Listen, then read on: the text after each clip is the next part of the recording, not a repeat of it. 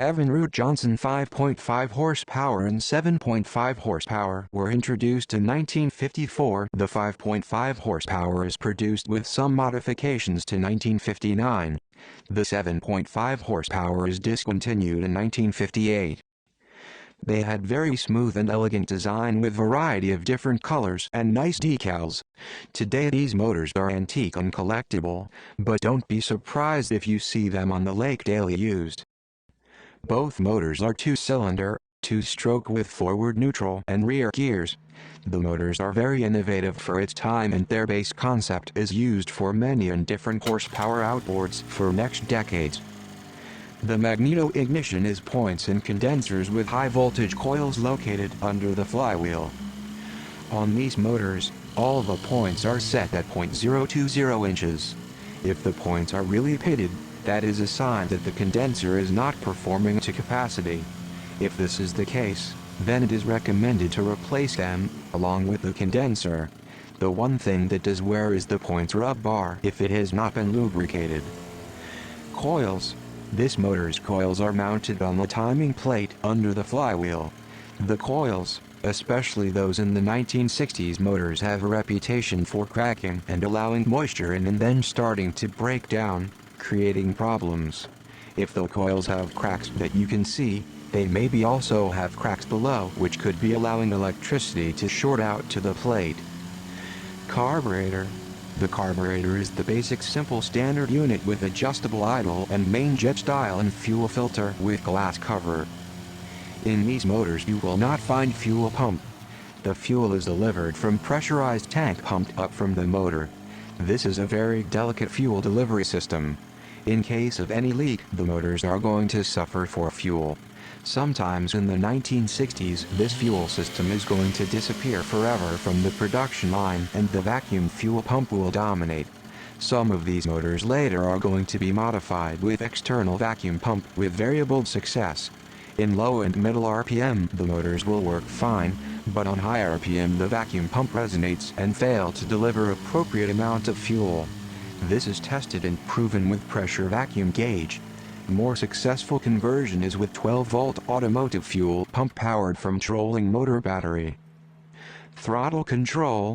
In these motors the throttle control is integrated into the foldable steering handle. This definitely makes it easy to control the boat. The throttle control can be operated with remote control. The recoil starter is located on top of the motor and engages directly with the flywheel without any gears. The shifter is located on the left side of the motor and can be connected to remote control shifter. The impeller is located on top of the lower unit. The same impeller is used on variety horsepower motors all the way to the end of 1970s. Lower unit is very well designed and will stay in production with some modifications for decades. Pros. Great compact design. It makes it very easy to transport and store.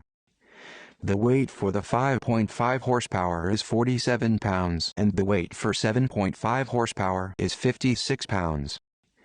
These motors are made to be connected to remote control systems including steering. Easy to control and maintain, some of the parts are still available.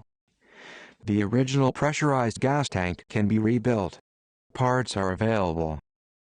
Cons. Sensitive pressure tank system can create multiple problems. Delicate carburetor adjustments, not everyone can do it. The shifter can break easily. Do not lay a motor on it. Replacing the impeller requires engine to be removed and new gasket to be installed. Evinrude Johnson 10 horsepower was also introduced in 1954 and produced to 1958. This motor has two-cylinder, two-stroke with forward neutral and rear gears. The motor looks similar to 5.5 horsepower and 7.5 horsepower, but at the same time is more innovative and different. It also looks similar to biggest motors such as 15 and 18 horsepower. The 10 horsepower shares only the magneto and main concept with the smallest brothers. This motor shares a lot more parts with the biggest brothers and new engineering solutions.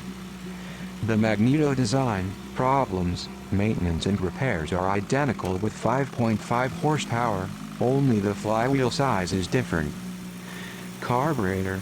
The carburetor is the basic simple standard unit with adjustable idle and main jet style and fuel filter with glass cover. As you can expect, this motor also works with pressure tank and inherits all the problems too. Throttle control.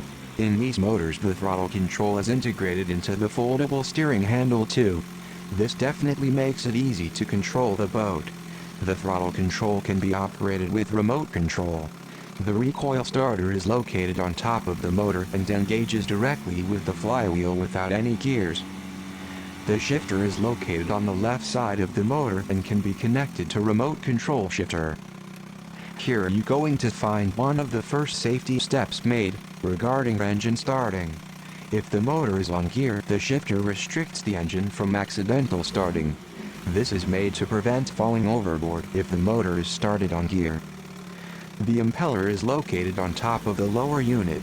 The same impeller is used on variety horsepower motors all the way to the end of 1970s, but is different size than 5.5 and 7.5 horsepower.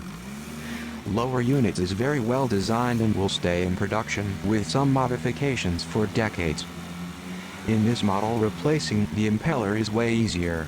The shifter linkage can be disconnected without removing the engine and new gasket installation. Pros. Great compact design. It makes it very easy to transport and store. The weight is 67 pounds. These motors are made to be connected to remote control systems including steering. Easy to control and maintain, some of the parts are still available. The original pressurized gas tank can be rebuilt. Parts are available. Accidental motor starting on gear safety restrictor. Cons. Sensitive pressure tank system can create multiple problems. Delicate carburetor adjustments. Not everyone can do it. The shifter can break easily. Do not lay a motor on it. First tip. At the end of the day, when you are done fishing and you load and secure your boat on the trailer with the motor still deep enough in the water, start the motor, keep it on idle and slowly release the pressure from the gas tank by turning the cap to the left. Make sure there is no open fire anywhere close. Disconnect the fuel, air lines, let the motor burn all the fuel. The motor may start sneezing, keep it running, and when the motor increase the RPM, pull the choke. This is going to suck all the fuel out of the carburetor. Next time when you go fishing you'll have clean carburetor without varnish and clay buildups. One of the main reasons for motor failure to start or work properly is clogged carburetors caused by leftover fuel. This does not apply to fuel injection motors and motors with fuel pump. I'll have more instructions for these motors in a separate video. Second tip. Make sure all the hoses are flexible when squeezed or bended. If you see any cracks or the hoses are firm, they need to be replaced and secured properly. Third tip. It is important to have marine fuel filter on your fuel line.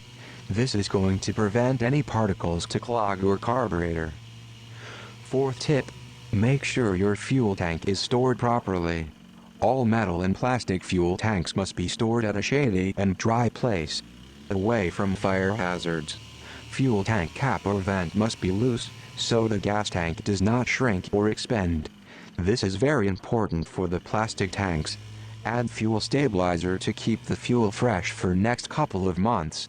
If you believe you have an old fuel in a gas tank, do not try to start the motor, just dispose it appropriately and refill the gas tank with a fresh fuel. Use the recommended oil mixture for two-stroke engines.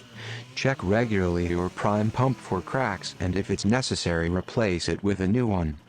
Fifth tip. Once a year check the spark plugs, clean them up and adjust the gap. For motors with magneto points and condenser, the points must be cleaned every year. Do not forget to lubricate the points or up bar oil or sponge. It depends on the usage. If you don't use it very often, it can be done every 2 to 3 years. Sixth tip.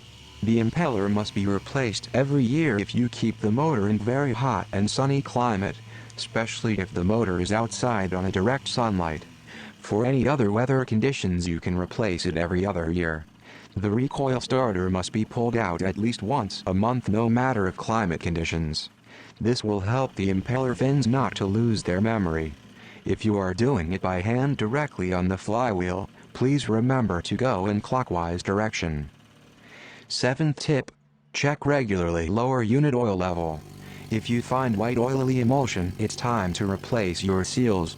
If the oil is clean, you can top it off or change it once every 5 years. 8th tip. Check regularly your propeller clutch. You can do it by switching to forward gear, hold the flywheel strong and apply pressure over the propeller. If it slips, it's time to change the rubber propeller clutch. If the propeller is damaged or bitten, you'll feel a lot of vibrations on your hand when you use the motor. Do not try to restore it. I'll recommend to replace the propeller with a new one. If the propeller is good, just replace the clutch. 9th tip. This is my most important tip. Have fun on the lake and enjoy your time. I'm sure if you follow these basic tips, your journey will be pleasant and you'll have problem-free experience. All my knowledge is based on more than 33 years professional mechanical experience. If you want to see more interesting videos, please subscribe to my channel. Thanks for watching and I wish good luck to all of you.